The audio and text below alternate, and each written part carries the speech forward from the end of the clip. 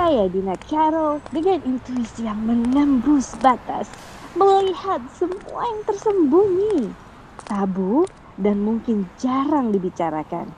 Karena tiada yang tak dapat dilihat dari langit, lantai 38.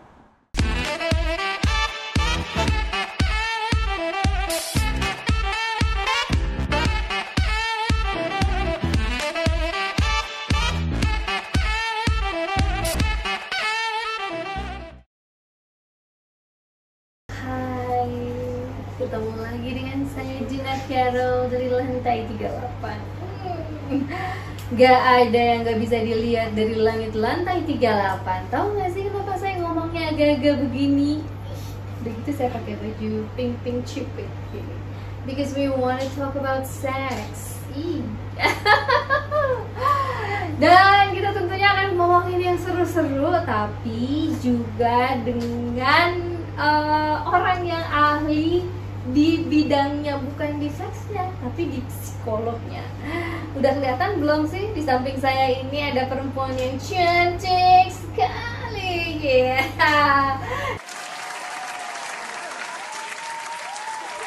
Dari Korea, Mbak. Annyeong.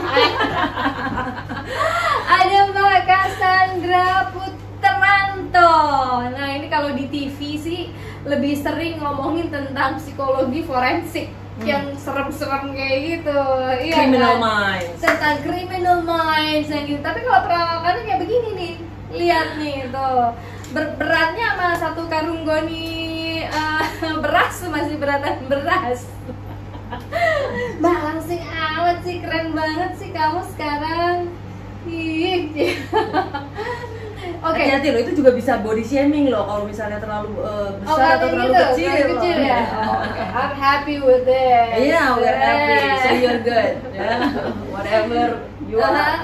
Yes, of course. Dan saya sekarang kenapa berpenampilan seperti ini? Karena saya lagi pakai baju dari Rasa Wastra Indonesia. Ini namanya Manggarai ini, Mbak.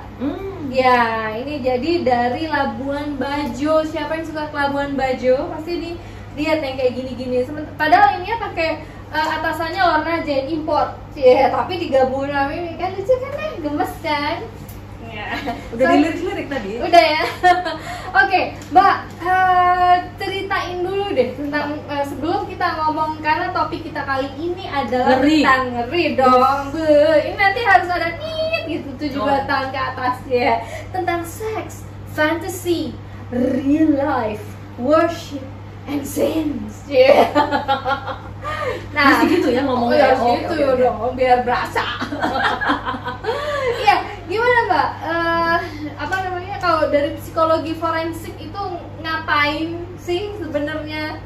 Pertama psikolog klinis dulu ya. Kalau psikolog klinis itu menangani masalah-masalah gangguan. Ya. Tapi tentu saja gangguan ini kan tidak langsung menjadi gangguan ya. Di awalnya bagaimana terbentuknya, bagaimana proses pembentukan gangguan itu sendiri. Ya. Jadi kalau misalnya mulai dari anak, remaja, dewasa, lalu kemudian dalam pasangan, nah gangguan-gangguan yang mungkin dari yang paling ringan sampai paling berat sekalipun. Ya. Nah, kalau forensik itu satu bidang lagi yang mungkin juga bersinggungan dengan psikologi klinis, tetapi juga dengan psikologi yang lain, tapi terkait dengan hukum. Jadi segala perilaku, kalau tadi perilaku menyimpang, nah ini perilaku yang bersinggungan dengan hukum. Dengan hukum. Nah, kalau di Indonesia berarti terkait dengan kasus pidana dan perdata.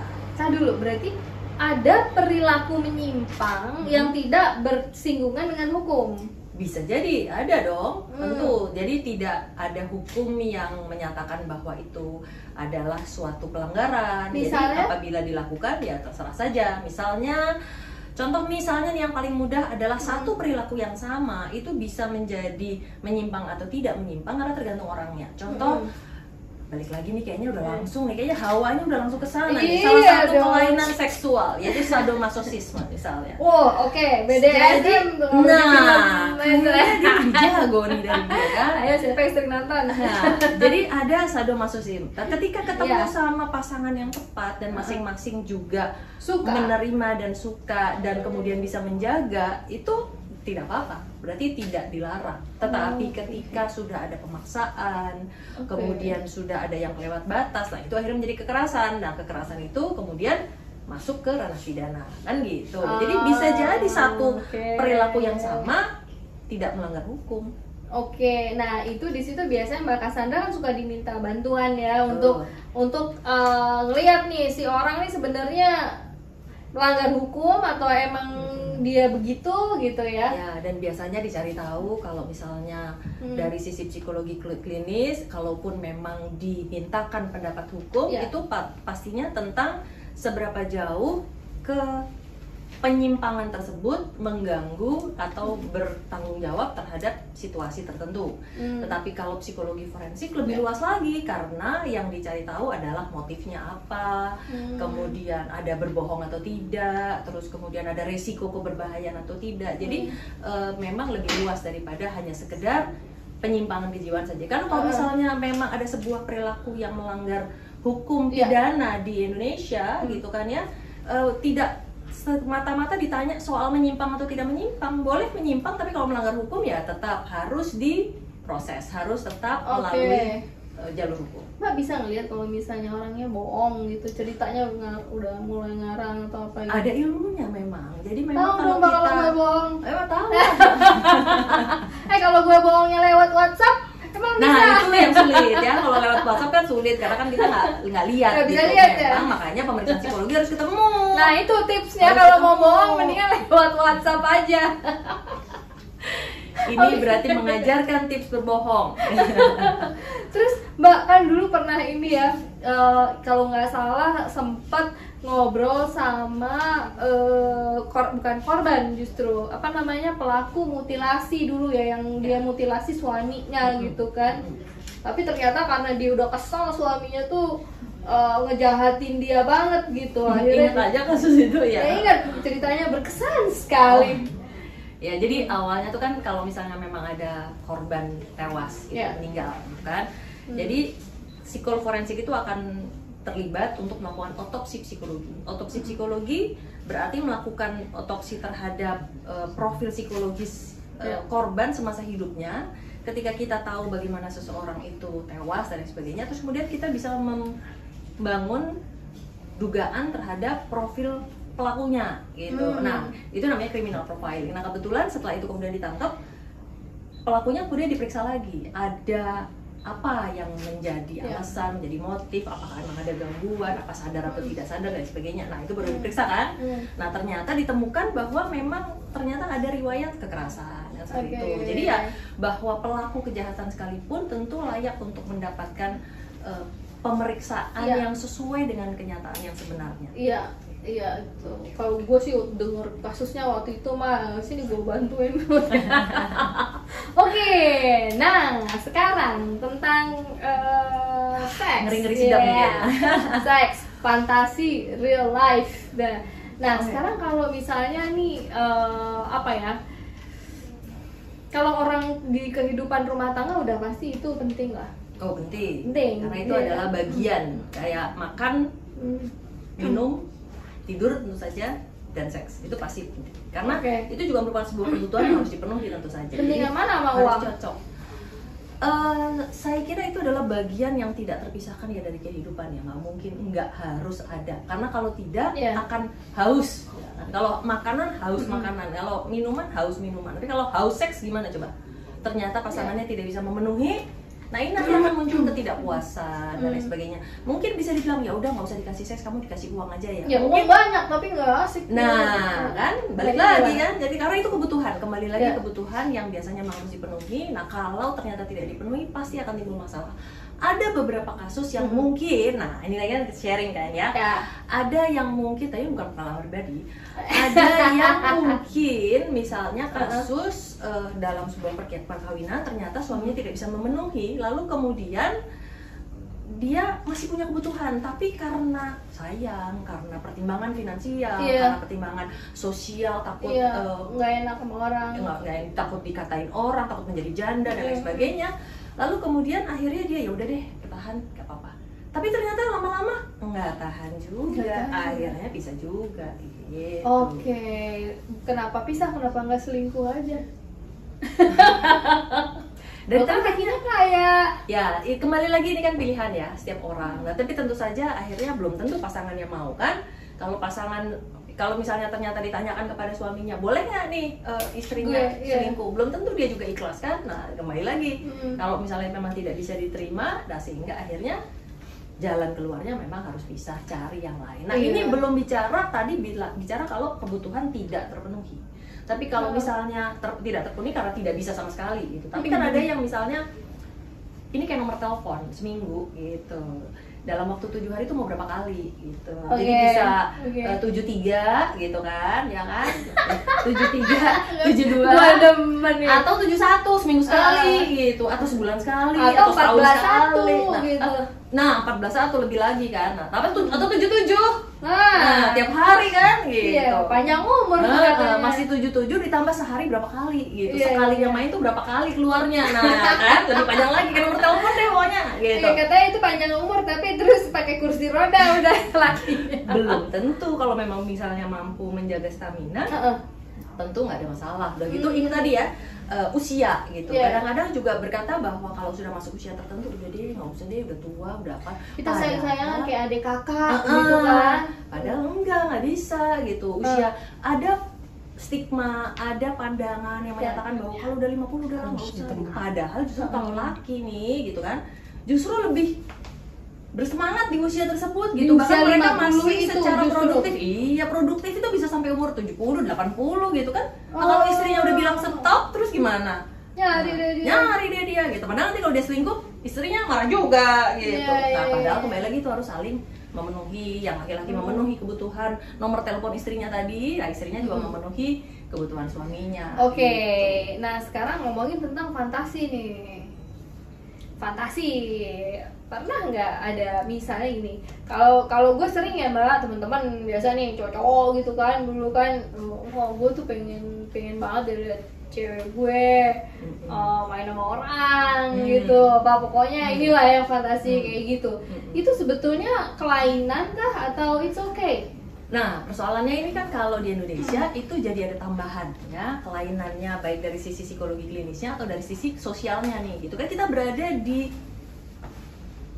dunia timur gitu ya, yang nggak memungkinkan untuk melakukan itu. Jadi kalau misalnya itu dilakukan, itu bisa melanggar adat, bisa melanggar nilai-nilai norma, agama dan lain sebagainya. Dan yang jelas dari norma hukum pun ada gitu ya, norma hukum kita memang mengatur atau mengajar untuk monogami. Jadi kalau misalnya memang ternyata ada perselingkuhan, itu bisa ada tuntutan pidana. Nah, persoalannya akan kembali lagi, gimana kita bisa mengambil keputusan untuk itu. Misalnya contohnya mau yang aneh-aneh, misalnya yang paling ringan deh, misalnya mau rambutnya merah gitu, bisa nggak gitu. Atau mungkin mau pakai baju kayak suster misalnya gitu kan, atau mungkin mau yang bu guru. Tapi kan kembali lagi tadi, mulai dari sisi fisik, kemudian dari sisi role play peran, kemudian dari sisi gaya, mungkin ada yang mau di atas, di bawah, ke kiri atau kanan gitu kan, terserah deh gitu. Tapi kembali lagi itu semua ada variasi. Nah, ketika variasi itu mulai agak aneh kan gitu, mungkin mau ada tambahan, ada teman ya, temannya mulai dari yang benda mati sampai benda hidup nih gitu kan. Ya, yang hidup nih orang, ada kadang-kadang misalnya anak yang umurnya di bawah tapi di bawah usia ya, di bawah umur gitu. Nah, untuk lihat gitu maksudnya. Untuk melihat, untuk diajak main. Nah, ini persoalan di Indonesia sudah mulai banyak nih. Itu ada mbak yang ada. Wow. Jadi ketika suaminya tidak punya kemampuan, terus kemudian mengajak, membayar dan lain sebagainya. Ini ada kasus kemarin yang baru muncul itu seperti itu gitu. Jadi itu udah masuk kelainan. Nah, bagaimana ketegasan untuk bilang tidak? Mulai tadi yang tadi ya, tadi kalau cuma ganti secara fisik, kemudian mungkin role play, mungkin masih tempat, mungkin ada yang pengen di dapur atau pengen di mana gitu, masih oke. Tapi kalau tahu-tahu mintanya di pesawat terbang atau di kereta api misalnya gitu, itu kan suatu, atau di lapangan parkir misalnya gitu, di mobil gitu. Nah, ini suatu hal yang udah mulai agak menyimpang dan berbahaya. Nah, tergantung bagaimana seseorang bisa, tergantung ketahuan apa enggak ya. Tergantung bagaimana seseorang bisa bilang jangan atau mengalihkan kepada hal yang lain. Nah, tapi kalau misalnya nih suaminya lagi tadi itu tuh minta ada temen, ada ini gitu kan, terus nanti si istrinya atau pacarnya lah kadang gitu, misalnya ntar kalau gue nggak ikutin dia diem lagi sama yang lain. Ya makanya harus Akhirnya pinter-pinter, dia harus gitu. pinter-pinter Itu dong. gimana? Jadi harus pinter-pinter gitu. Maksudnya nggak bisa yang itu, tapi yang itu gitu. Kan ada yang model-model nih, ada yang mau di sini, ada yang mau di sana, ada yang di itu kan. Tapi kembali lagi bagaimana bisa membujuk dan memberikan yang bisa tetap memuaskan walaupun tidak mengikuti yang seperti itu. Karena kalau sudah mulai melanggar, apalagi tadi ya, udah mulai bertiga, terus kemudian mungkin sama anak yang di bawah umur, Itu edan sih kalau emang beneran ada sama anak yang di bawah umur tuh. udah mulai beda lobang gitu kan, itu beda, itu bahaya gitu, lubang kuping maksudnya Oh, iya. gitu ya. Jadi Heeh. itu kan mulai membahayakan, jadi nggak harus bisa ditolak dan tentu saja harus tegas, lalu kemudian dibujuk untuk bisa menerima hal yang lain. Tapi tentu saja excitement itu adalah sesuatu yang harus apa ya, dipelajari sebenarnya, karena itu bukan keahlian yang kita tahu-tahu dari lahir udah langsung pinter tuh gitu. Jadi memang setiap pasangan baik laki-laki atau perempuan tentu harus bisa mencoba untuk belajar bagaimana menyenangkan dan memuaskan pasangannya. Sebaliknya juga dong. Oh iya, makanya kan tadi pasangan laki dan perempuan. Iya gitu. iya. Kalau misalnya fantasi nih ya. Oke. Fantasi aja gitu. Akhirnya kalau gini terus nonton gitu. Oh, Wah, nah. misalnya tapi sebenarnya nggak pernah kejadian, tapi like always fantasize gitu. Ini nggak nanya tentang gue kan? Ah iya. Nanya tentang gue. Nah, gue jawabnya secara umum dulu ya, karena selama ini kan jaim kan. Ini cuma Di lantai 38. di lantai 38 tahu-tahu terus ini. ternyata kebuka semua gitu ya. Oke. Kalau secara umum ya, secara umum memang Soalnya dari tatanan rambut aja kayaknya udah mulai gaya-gaya suster nih. Pulang-pulang bawa pecut nih. iya, tadi kan Mas. itu kan variasi, kemudian Iya. imajinasi, kemudian bisa nonton. Nah, kalau secara jujur dan terus terang, kebanyakan perempuan Indonesia justru tidak bisa menerima itu, ya. Jadi seringkali datang untuk kemudian mengeluh, "Oh, suami saya tuh suka, gitu saya nggak suka, apaan sih itu gini Ngajak gini gini." nonton. Atau ngajak nonton Ih, atau doyan loh. atau nonton sendiri, dia doyan. Lalu juga. Oke, ini baru ngomong yang iya. ngomong dulu, yang ngomong dulu, Oh, iya, iya, ya kan? iya. Gitu. Jadi kebanyakan tidak bisa terima gitu ya. Jadi apa? Tidak ingin melihat, tidak mengizinkan pasangannya juga melihat, sehingga akhirnya pasangannya sembunyi-sembunyi. Sembunyi-sembunyi. Sembunyi gitu. Padahal sebenarnya kan enak ya kalau jam 2 ya. Ih. Nah, sekarang kalau misalnya ternyata pasangan itu memang bisa nerima, terus kemudian bisa bareng, kemudian juga bisa lebih terus terang terhadap keinginannya, Iya, mungkin maunya yang seperti ini, nggak yang seperti itu, dan lain sebagainya. Nah, itu justru akan lebih enak, karena komunikasi itu akan menambah kepuasan juga. Nah, mungkin itu ada jadi Nggak salah jadi nanya satu. gue kan akhirnya. Nah iya, mana gimana gitu. Kalau lo suka nonton bareng nggak? Bareng ya, yang Bukalah di Oh. sini. Aduh. Kalau di TV kan ngomongnya serius tuh. Gitu ya? Iya. soalnya pasangan gue tuh ini apa namanya IT gitu ya, jadi kita bisa buka 2 TV sekaligus gitu. Waduh, maksudnya? Ya maksudnya jadi nggak cuma satu dan nonton berdua boleh gitu ya, tapi kalau misalnya nontonnya beda-beda juga boleh gitu. Jadi misalnya dia sukanya apa, kita sukanya apa gitu. Oh Bisa gitu? boleh. Wow. Karena kan kembali lagi nggak membatalkan, kadang-kadang bosen ya, misalnya kan Iya. maunya ini aja atau ini aja, enggak. Tapi nggak versi selalu. Asia, ada versi Western. Iya. Kayak lu kan suka di Korea kan? Berisik, men. Oke. Nah gitu. Nah abis nonton baru deh.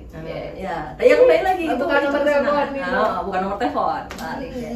Gitu. Jadi that is still okay gitu. Oke. Terus gini, gue pernah baca gitu bahwa ada berapa persen laki-laki itu pasti pernah berimajinasi bercinta dengan teman kekasihnya atau istrinya. Bangke juga emang laki. Ya, memang sih ini fenomena yang umum ya kan. Nah, jadi ya habis gimana ya, rumput tetangga lebih hijau kan. Ya kan. Jadi kalau ngelihat gitu, apalagi sekarang kita ada di media sosial yang nggak usah itu ada terus gitu, jadi akhirnya kan orang jadi aduh ini Gemes ini juga nih temen bini gue oh, gitu kan. gitu ya. Kadang-kadang awalnya bukan temen bini nih, orang secara keseluruhan gitu. Jadi kalau dia udah lihat terus kayak yang lucu, udah ketemu temennya bini yang mirip aja dia udah langsung ngebayangin nih, soalnya jadi ada koneksi gitu, ada semacam transfer of training dan learning gitu ya di dalam di dalam mainnya dia gitu kan. Jadi dia pada dasarnya memang sudah suka nontonin, terus kemudian dia punya preferensi, lalu kemudian dia ketemu mungkin temennya pasangan. Jadi dari awal tuh belum tentu dia emang udah ngincar teman pasangan, enggak.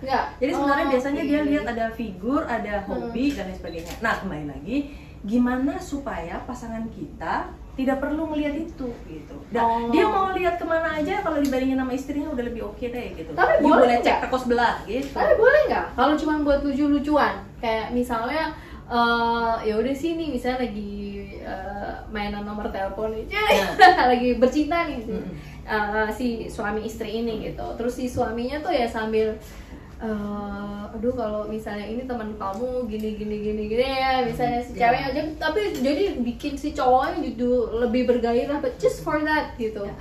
Ya gantian si ceweknya juga boleh begitu gitu. Itu tergantung pada profil psikologi seseorang ya, karena ada yang kalau kita bagi dua misalnya, mulai ada yang bisa terima, ada yang nggak bisa terima ya. Ada yang terima tapi terus kemudian marah atau cemburu gitu, tadinya bete gitu. Nah, apalagi yang nggak bisa terima terus kemudian ngamuk-ngamuk dan bikin ini ya konflik gitu. Nah, karakter psikologis ini loh yang memang membedakan. Sekali lagi belum tentu temen ya, karena kadang-kadang kalau temen mungkin juga agak nggak enak juga kan sama istrinya, karena kan si istri atau si suaminya nih kok lu lebih muji-muji temen gue dan sebagainya gitu. Sejago-jagonya orang, sebaik-baiknya orang yang tadi saya sebut gitu, kayaknya kalau temen mungkin agak sulit ya.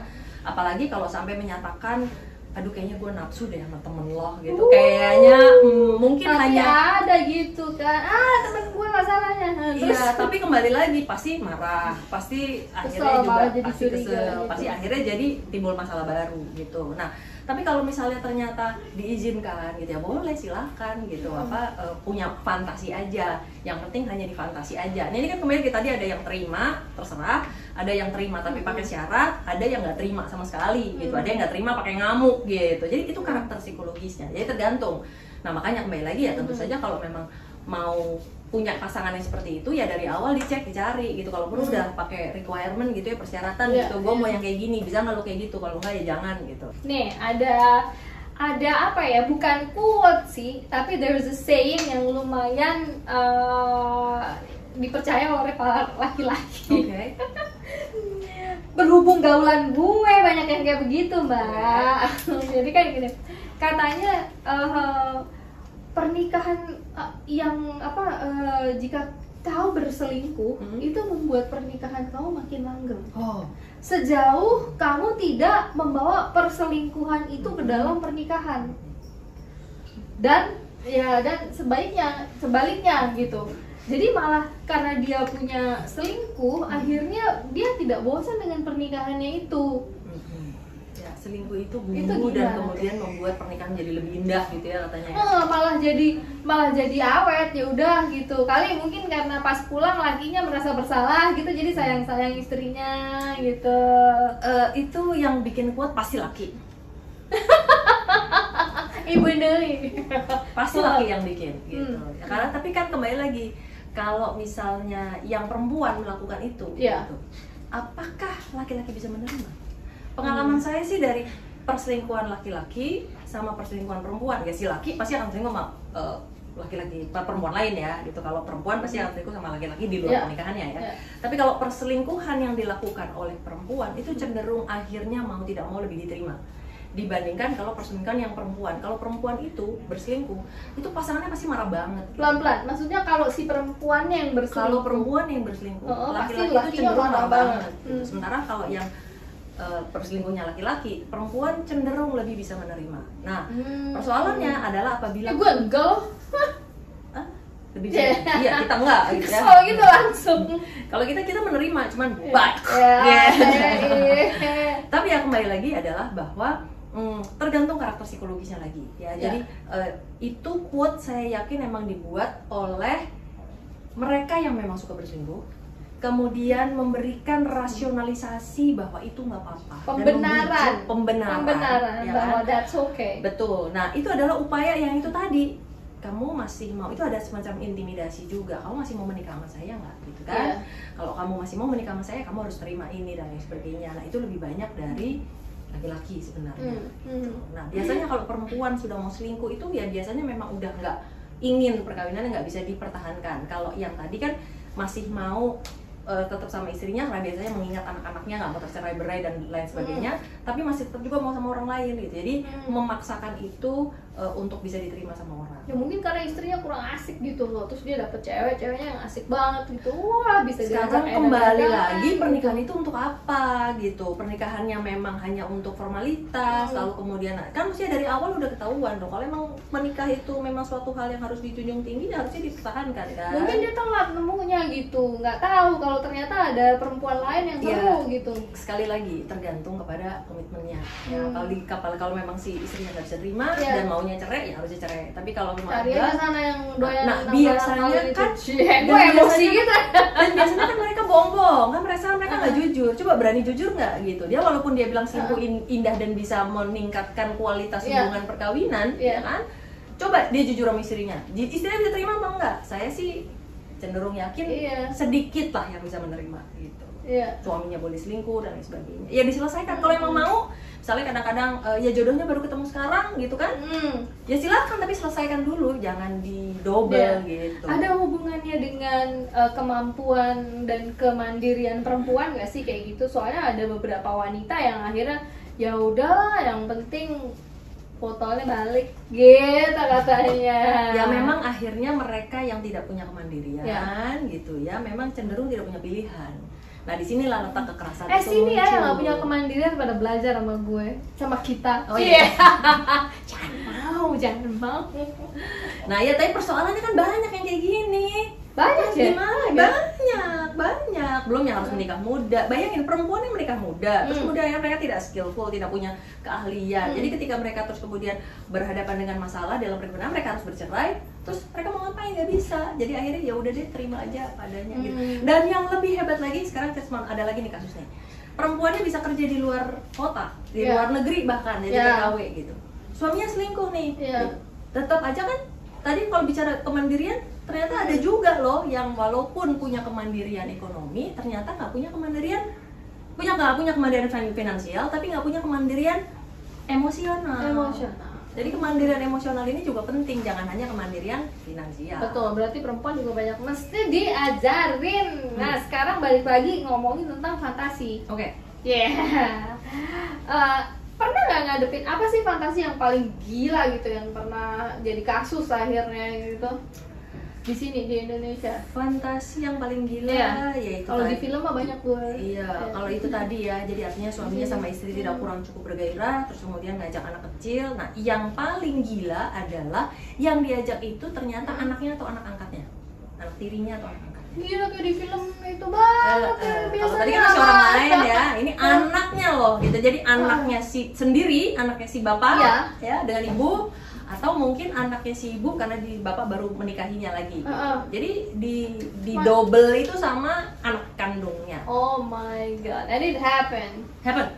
Wow. Kalau kayak gitu ada sanksi hukum kan kalau gitu? Ada. Sekarang terus, apalagi udah tapi undang-undang kebiri dong gitu.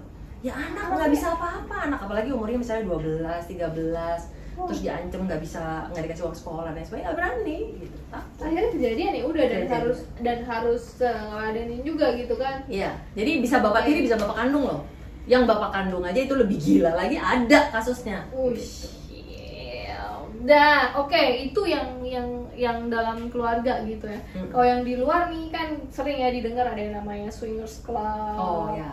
Nah itu tuh yang bertukar-tukaran pasangan, pas segala macam tuh kalau di luar negeri. Menyimpang gila juga gila, tapi ya less gila lah. Tuh ada yang ngaku tuh katanya. Jadi janjian, ketemuan atau berapa pasangan sekaligus ada di villa gitu. Ada sih? Malam-malam tuh keran pasangan udah lama ada gitu. Udah lama banget dari tahun 80. Tahu sih lu. Karena saya mempelajari. Oke.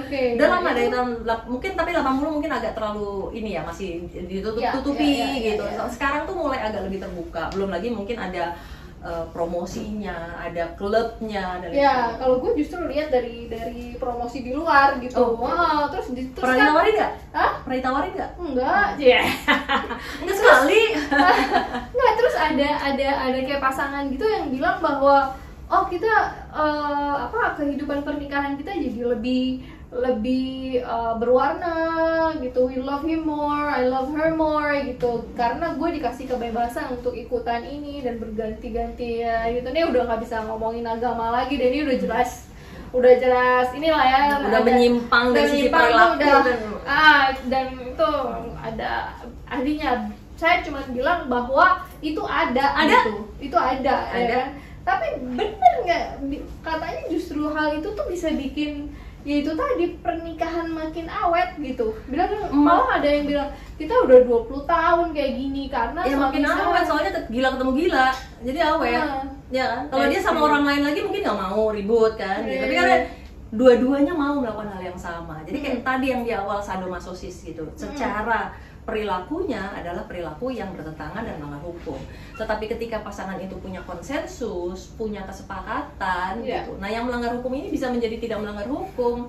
Tapi ya tentu saja kalau ketahuan ya bisa akhirnya jadi melanggar hukum ya. Kalau misalnya ketahuan nih gitu. Bertukar-tukar pasangan karena kita ada hukumnya. Ya, oke. Nah, itu kalau di luar negeri itu kan ya gitu lah, ada ini ya. Nah, di sini mungkin masih ada tapi ketutup-tutupan gitu kan. Nah, terus ini kan kita belum ngomongin sebetulnya ada worship gitu, ada ibadah di situ dan ada dosa di situ gitu. Nah, itu mungkin bukan ranahnya kita kali ya. Cuman kan emang gini, kalau dari sisi psikologi kembali lagi, sehat itu adalah fisik, mental, sosial. Nah, kalau menurut WHO. Nah, tapi kalau di Indonesia harus ada spiritual. Jadi sehat secara spiritual itu penting gitu, ya. Jadi penting untuk karena kita ada di ya mungkin karena Indonesia, mungkin negara lain nggak ada. Tapi kan itu kan semua tergantung pada keyakinan kita dan keyakinan kita berbeda-beda ya. Alhamdulillah di Indonesia itu kan beda-beda. Agama yang sama aja pelaksanaannya mungkin agak beda kan gitu. Nah, tapi tentu saja ya itu harus kita hargailah perbedaan-perbedaan tersebut gitu. Dan bagaimana setiap orang punya komitmen untuk menjalankan aspek religiusitasnya, lalu tetap mempertebal iman dan spiritualnya untuk kesehatan fisik, mental, sosial. Oke, nah sekarang jadi gimana Anda menyikapinya gitu? You wanna go crazy, get your crazy partner. Kayak gitu ya? Ya, jadi itu dia tadi semua. Tergantung gimana, tapi yang namanya fantasi ya liar gitu, ya kan, dan tergantung tadi pasangan Anda itu tadi dengan siapa. Tapi yang jelas kalau sama pasangan menjadi sah kan gitu, selama ada konsensus masing-masing sepakat kan gitu, walaupun mungkin untuk orang lain tidak sesuai dan lain sebagainya, tapi kalau pasangannya menerima ya tentu saja bisa dilakukan. Mbak, yang sehat tuh seminggu berapa kali sih? Kembali lagi kan karena katanya nih, konon katanya gitu ya, kalau cowok nih gitu kan, kalau dia masih muda itu biasanya pandangan hidup. Kalau dipandang hidup dia. Nah, Kalau udah agak masuk usia tertentu, mesti pegangan hidup gitu. Kalau dipegang baru hidup. Gitu. Tapi kalau udah usia tertentu nih, misalnya umur 50 ke atas, perjuangan hidup men. Udah berjuang gak hidup gitu. Tapi kan kembali lagi mesti bantuan obat. Nah, tapi kembali lagi disinilah letak bagaimana para pria bisa menjaga staminanya ya, apalagi dari muda nih. Misalnya jangan kebanyakan, jangan suka melakukan self service dan lain sebagainya. Lu waktu masih muda tuh jangan sering self service tuh, ntar jadi usahakan untuk selalu pandangan hidup. Nanti kalau udah pegangan hidup, kalau udah perjuangan hidup, kesian banget deh. Jadi tolong ditabung gitu ya, dipirit-pirit gitu ya. Jangan disebar dulu mana-mana. Pada saat udah umur 50 perjuangan hidup repot kan. Nah, yang repot siapa? Nah, dulu nih di depan nih para kru nih sekarang yang tunjuk-tunjuk kan. Sebenarnya yang paling repot yang paling repot sebenarnya pasangannya kita udah keringetan gak hidup-hidup gimana tuh. Udah engkol masih gak hidup-hidup gitu. Akhirnya nonton drakor lagi deh udah. Matanya kita tutup pakai ini ya gitu ya, pakai layar gitu. Tapi ya kembali lagi ya, jadi harus sehat, jadi yang perempuan Ya. juga harus sehat dan Ya. harus punya mindset bahwa walaupun usia sekalipun, yang perempuan kan di Indonesia banyak nih.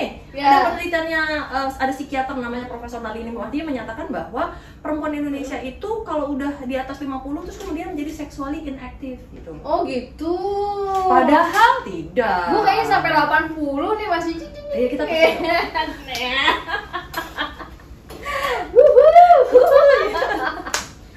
Oke, jadi udah banyak di atas 50 kelar tuh gitu. katanya demikian. Hasil penelitiannya Sementara suaminya umur 50 lagi genjreng-genjreng. nah, ada yang Gitu. tadi kecuali kalau dia salah langkah ya, jadi di umur 50 udah perjuangan hidup gitu ya. Iya, Tapi iya. ternyata mereka yang masih bisa menjaga, kemudian stamina, olahraga, jaga makanan dan lain sebagainya, di usia itu masih bisa pandangan dan pegangan hidup malah gitu. Iya, Kan? iya. Jadi harus seimbang lah antara. Berarti si perempuannya juga udah harus jaga-jaga juga. Oh, iya gitu. dong, Nah, iya ini dong. himbauan untuk kaum milenial yang masih muda. Jangan main sendiri. Nanti kalau udah tua ribet.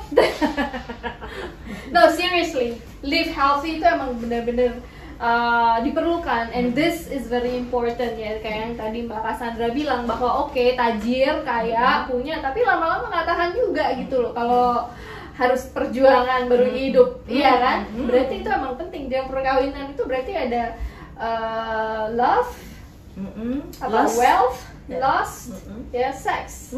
Itu nggak bisa dipisahkan. Semua itu harus ada berbarengan dengan porsi yang sama. Iya kan? Oke.